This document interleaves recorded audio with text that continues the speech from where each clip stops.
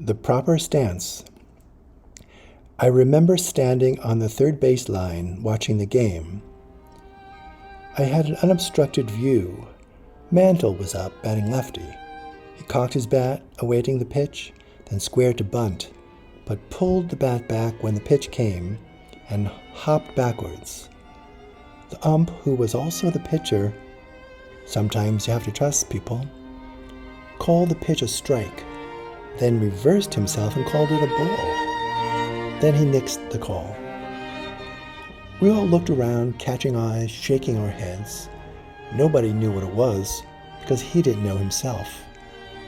He took out a red bat then and began imitating the Mick to help him decide. Did I swing or not? Where were my wrists when the ball crossed the plate? Was I a man or was I a jerk? How does joy decline? How can I know?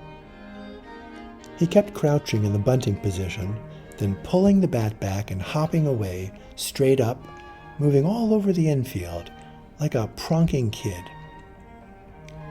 The organist started playing the Toreador song from Carmen, and we all saw what she saw.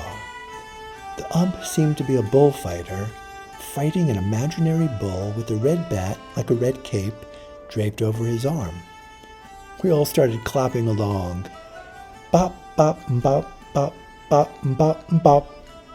Then everyone found a bat, it must have been bat day, and began imitating him, crouching, holding the bat out tauntingly, then bouncing up and standing very straight, sucking in our gut to make our bodies as thin as we could, practically bending over backwards to elude his slashing horns, which were just in our imagination, and laughing at our foolishness. What a hoot! Finally, it was strike two. The ump decided Mick went around.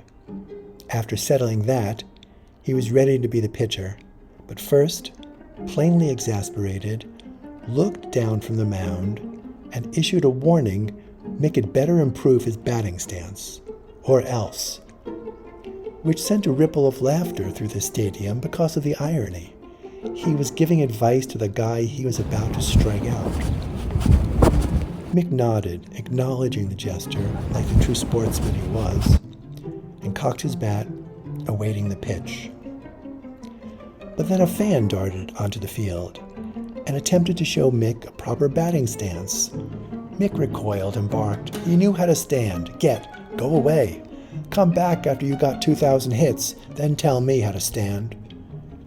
Beneath his irritation, you could see he was genuinely rattled and more than tired. A hush fell over the stands. We knew we were witnessing our superstar fading out, approaching the quotidian, the carnivalesque, us. When this wacko came off the field, I overreacted. I screamed, "You idiot! Who are you to show the Mick anything?" Boy, I was. Just like that, my laughter had turned to rage.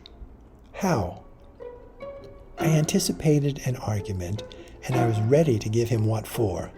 But the man hung his head and brought his hands to his eyes, as if to hide or hold back tears. My bitter words stuck in my throat, like a bone. I changed my mind. If the umpire could, so could anybody. I divined that rushing out on the field like that, the way he did, may not have been very bright, but it was spontaneous, a selfless act. He had no illusions about who he was. He was nobody, a nothing, possessed by some spirit, charity, sacrifice. I complimented him lavishly instead, the way you do a kid, and he relaxed, dropped his shoulders, and he started nodding. Everything was fine again. He just wanted to help.